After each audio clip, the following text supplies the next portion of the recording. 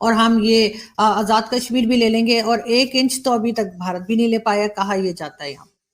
आरजू जी, ऐसा है, किसी ने नहीं बोला भारत से। ये जब इंडिया में बातें होती है ना, इंडिया में, तो किसी मंत्री ने अपना कमेंट दिया। आपने कभी देखा है हमने कभी बोला हो किसी वर्ल्ड बॉडी में जाके, यूनाइटेड नेशंस में हमने बोला हो कि हम कश्मीर ले लेंगे? जिसको करना है उसको बोलना क्यों है? क्यों बोलना है उसको? देखिए, मैं आपसे कह रहा हूं कि आप बता दीजिए कि मोदी जी कब गए हो और कब जाके यूनाइटेड नेशंस पे या किसी और मुल्क पे जाके उन्होंने ये बोला हो कि हम कश्मीर वापस ले लेंगे। आप एक स्पीच बता दीजिए किसी की। नहीं, मैं टीवी टॉक शोज की बात कर रही हूँ। अरे टीवी टॉक शोज को आप कहाँ टीवी टॉक शोज पे थोड़ा। We are talking policy. Okay. TV talk, देखिए टीवी टॉक शोज पे क्या होता है कि टीवी टॉक शोज पे लोगों के ज्यादा बयान अपनी बात रखते हैं, और उन लोगों के बयान होते हैं जिनका कोई अथॉरिटी नहीं है। वो अपने as a citizen of India, वो अपने कि हम ये कर देंगे वो कर देंगे, वो अपना बयान दे रहे हैं, जैसे पाकिस्तानी टॉक शोज में अपने बयान देते हैं।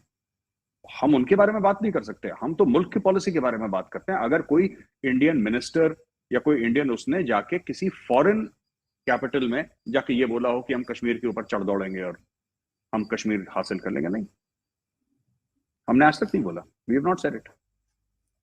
आपकी साइड जो कश्मीर है, उसमें ये भी कहा जा रहा है कि कुछ इस्लामिक स्कॉलर्स हैं जिनको के अरेस्ट किया गया, उस पर पाकिस्तान ने प्रोटेस्ट भी किया है। वो क्या बात है? मैंने कुछ नहीं, ये हुर्रियत वाले हैं, ये मौलवी साहिबान है जो डंडे वंडे पड़े उनको अंदर कर दिया, ठीक हो जाएंगे। यही है बस उसमें। ये बीच बीच में इनको मोहब्बत चढ़ती है, ये अपना परवान चढ़ती है इनकी कि ये बातचीत करें जरा, बीच में आजादी आजादी, तो फिर पुलिस ने टाइट कर दिया। तो अब ये 8-10 महीने नहीं बोलेंगे, फिर पुलिस के डंडे खाएंगे, फिर शांत। कुछ नहीं है, स्मॉल थिंग। अब तो आप लोग काफी डेवलपमेंट भी कर रहे हैं कश्मीर में, और उसमें एक मेरे ख्याल है सिनेमाज वगैरह भी ओपन हो रहे हैं और सब कुछ। तो ये भी क्या मेजर साहब आपके ख्याल से कि दुनिया को एक मैसेज देने के लिए है कि आप वहाँ पे बहुत डेवलपमेंट कर रहे हैं, वहाँ पे लोग खुश हैं या लोग एक नॉर्मल लाइफ जी रहे हैं? जो कुछ टाइम पहले तक कहा जाता था कि यहाँ पे इंटरनेट नहीं है, हर घर के बाहर फौजी खड़ा है, इस किस्म की जो स्टोरीज चल रही थी, क्या अब उससे हटने के लिए सब कुछ किया जा रहा है? सही है जी। और ये स्टोरीज फ्रॉड है। ये भारत के पास इतने फौजी नहीं है कि हर घर के बाहर एक फौजी खड़ा कर दे। ये this is all creation of Pakistani media. वो कहते हैं कि डॉन न्यूज में आया कि 1 million soldiers in Kashmir. Total Indian army 12 lakh की है। 12 लाख हमने पूरा हिंदुस्तान खाली करके, इतना सा बिलांद भर का कश्मीर, उसके अंदर हमने 10 लाख लोग डाल दिए। बातें ऐसी करते हैं ना कि अब इसका कोई भारत ना जवाब भी नहीं देता, क्योंकि इसका कोई जवाब बनता ही नहीं है। इसका कोई जवाब बनता नहीं है। आप अगर ये बोलते हैं भारत में मंगलवार को बुधवार बोलते हैं, मैं इसका क्या जवाब दे दूंगा? और आप क्या जवाब सुन लेंगे? ये तो अजीब सी बात है। अब कर देते हैं पाकिस्तानी, क्या करें। देखिए, बात यह है कि Kashmiri society has seen a lot of stress because of the terrorism. उधर बड़ा स्ट्रेस हुआ है। तो उसको एक नॉर्मल सोसाइटी में क्या होता है, लोग जाते हैं, फिल्में देखते हैं, शॉपिंग मॉल्स में जाते हैं, अपना वहां पे प्लेग्राउंड की एक्टिविटीज होती हैं, बच्चे खेलते हैं, ये एक नॉर्मल सोसाइटी में होता है।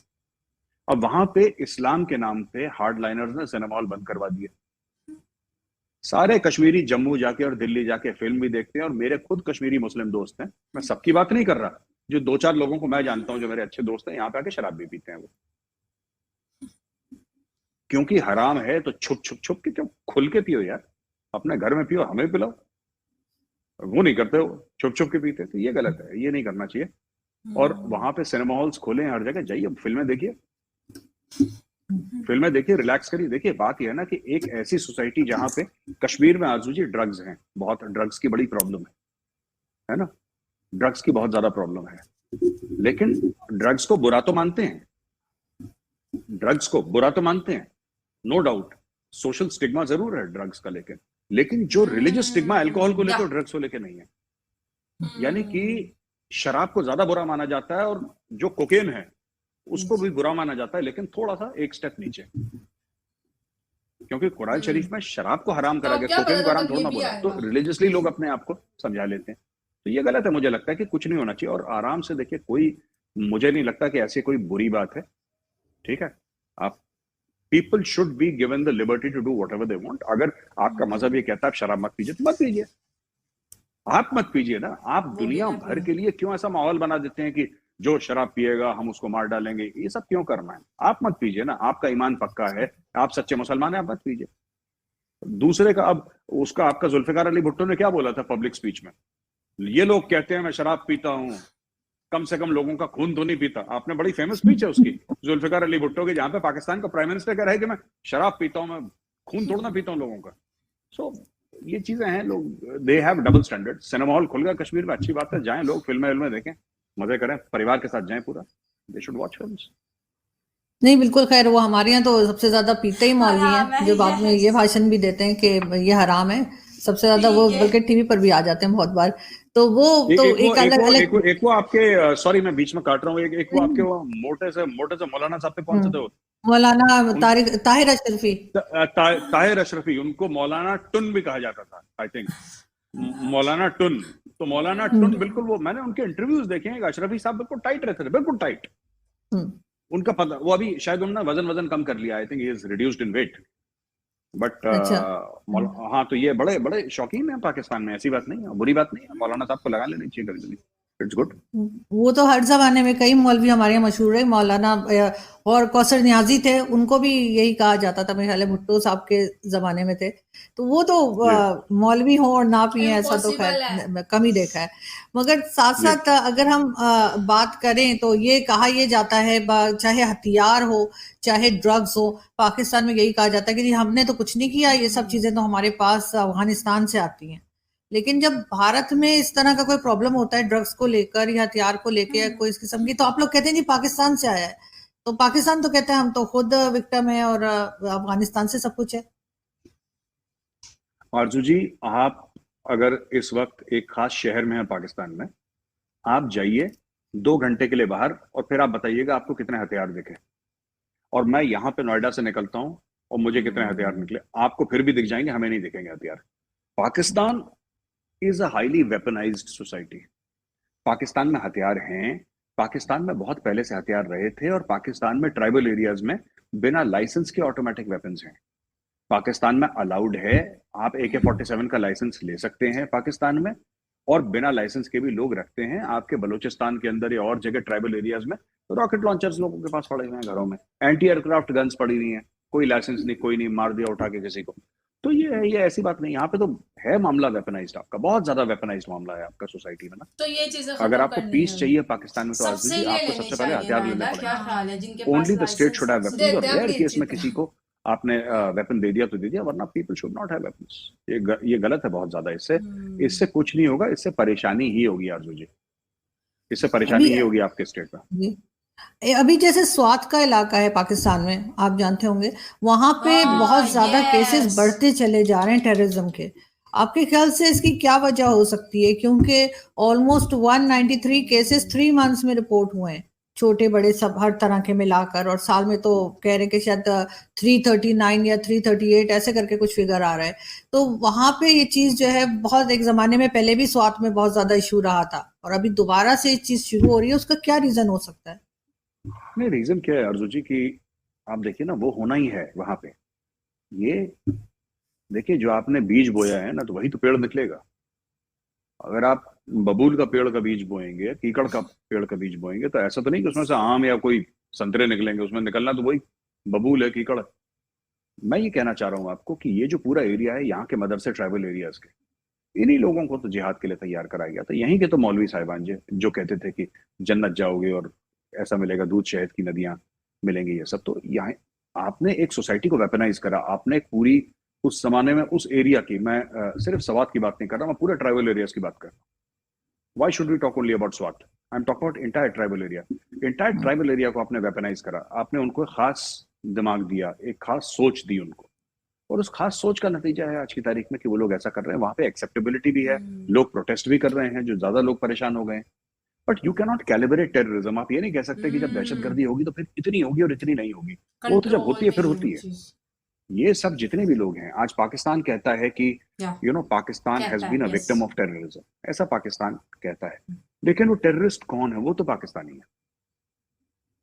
और पाकिस्तान ने खास मकसद से टेररिज्म को जन्म दिया था, एक खास मकसद था, एक पॉलिटिकल मोटिव था पाकिस्तान का कि ये मुजाहिदीन हैं, ये गाजी हैं, ये जाके लड़ेंगे अफगानिस्तान में, कश्मीर में। अब कश्मीर में कुछ कर नहीं पा रहे, अफगानिस्तान में तालिबान आ गया, वो नाचेंगे कहाँ पे? उनको नाचना तो पाकिस्तान के बीच में ही है।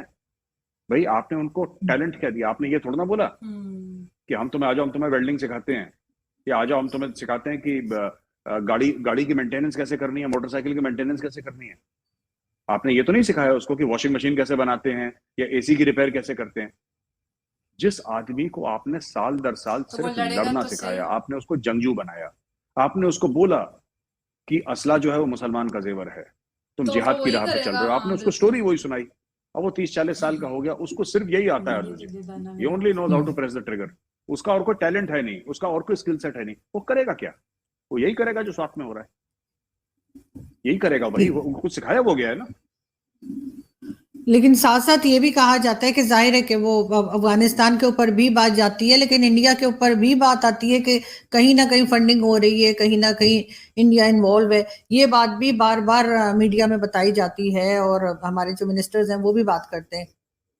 मैंने अभी आपके रिसेंटली किसी भी मिनिस्टर का मैंने बयान नहीं सुना कि इंडिया फंडिंग कर रही है। हाँ, मीडिया वाले कहते हैं, मीडिया वालों को वैसी नॉलेज वॉलेज नहीं होती, वो तो पाकिस्तान में ऐसे ही बोलते रहते हैं, उनका they don't have any database, तो ऐसी बात करते हैं। इंडिया कहाँ से फंडिंग कर रहा है इंडिया, और क्यों करेगा? आप खुद सोचिए ना। मैं आपसे एक सवाल पूछता हूँ अर्जुन जी, आप एक पाकिस्तानी सिटीजन है, मैं हर एक पाकिस्तानी से आपके आपके शो के माध्यम से पूछना चाहता हूँ। I want to ask every Pakistani this question, India क्यों फंड करेगा? फायदा क्या है? हमें क्या फायदा है? चलिए एक तहरीक तालिबान पाकिस्तान का फर्ज कीजिए, हाइपोथेटिकल सिचुएशन लेते हैं, एकेडमिक डिस्कशन हो रहा है, मान लेते हैं, चलिए इंडिया फंड कर रहा है, आपने बोल दिया, मैंने मान लिया इंडिया फंड कर रहा है। चलिए हमने बोला कि हमने 10 करोड़ 100 करोड़ दे दिए तहरीक तालिबान पाकिस्तान को, उसने आके एक पाकिस्तानी फौजी या 5 पाकिस्तानी फौजियों को मार दिया किसी कबायली इलाके में, उससे पाकिस्तान को कोई फर्क पड़ेगा? आपको लगता है पाकिस्तानी स्टेट को फर्क पड़ेगा? वो 1000 मार दे, क्या पाकिस्तानी स्टेट को फर्क पड़ेगा? नहीं, स्टेट को नहीं फर्क पड़ता है, नहीं फर्क पड़ता है। इससे पाकिस्तान को क्या चोट पहुंचेगी?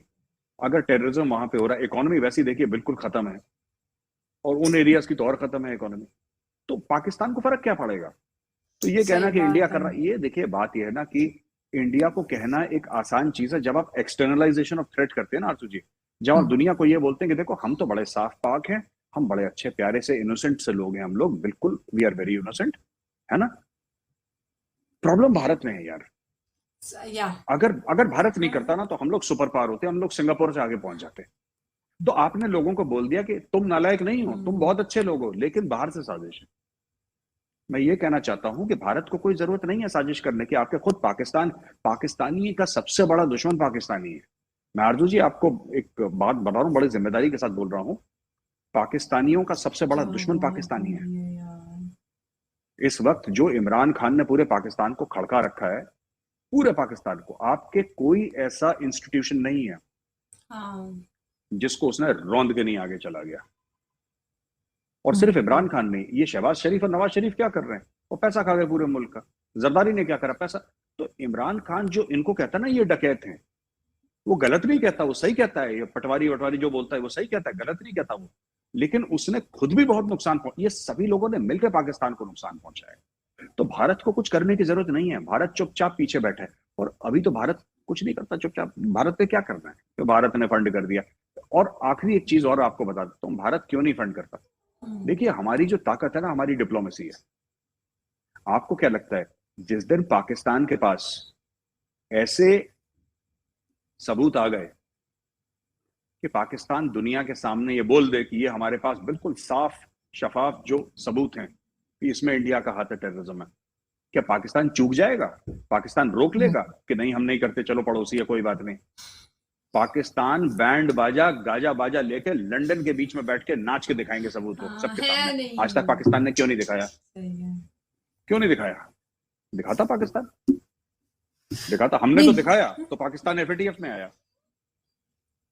तो बिल्कुल ये है, ये चीज तो है। देखिए अगर पाकिस्तान में कुछ नुकसान होगा तो कहीं ना कहीं फायदा तो होगा भारत का। ऐसा तो नहीं कहा जा सकता कि कुछ नहीं किया या कुछ करने से कोई फायदा नहीं है।